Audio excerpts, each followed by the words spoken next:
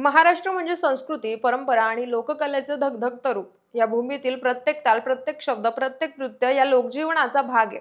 आणि या परंपरेला नवसंजीवनी देण्यासाठी उभा राहिला आहे एक आगळा वेगळा कार्यक्रम, आणि तो म्हणजे द फोक आख्यान. हा कार्यक्रम केवळ नृत्य गायनाचा नाहीये, तर तो महाराष्ट्राच्या आत्म्याचा उत्सव आहे.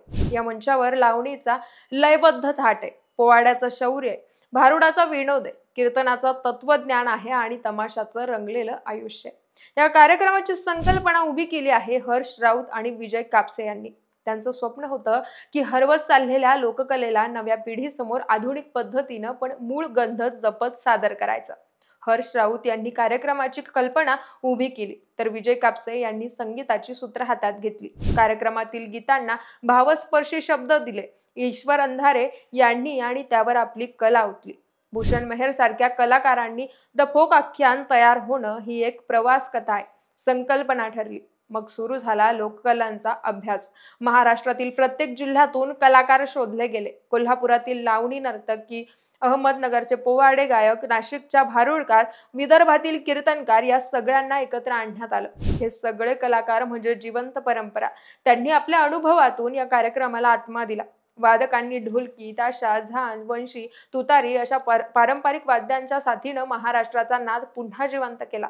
संगीत संयोजन आधुनिक होतं, पण ताल मातीचा होता. वेशभूषाकारांनी महाराष्ट्राच्या विविध प्रांताची झलक प्रत्येक पोशाखात जपली आहे. नऊवारी साडी, पैठणी, कोल्हापुरी दागदागिने, विदर्भातील भडकी, कोकणचा साधेपणा हे सगळं फोक आख्यानातून मंचावर जिवंत झालं. मेकअप नैसर्गिक पण मंचाच्या प्रकाशाशी सुसंगत ठेवला गेला.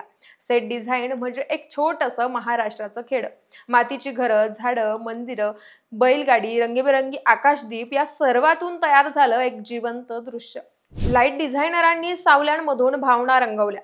कधी गावातलं दुपारचं ऊन, तर कधी मेळ्यांचं रात्रीचं प्रकाश महाल असं चित्र रंगवलं गेलं. नृत्य दिग्दर्शकांनी प्रत्येक लोककलेचं रूप जपत आधुनिक मंचासाठी हालचाली नव्यानं रचल्या. प्रत्येक पावलात ताल आहे, प्रत्येक भावनेत कथा आहे. कलाकारांनी रात्रंदिवस सराव करून या मंचावर महाराष्ट्र उभा केलाय.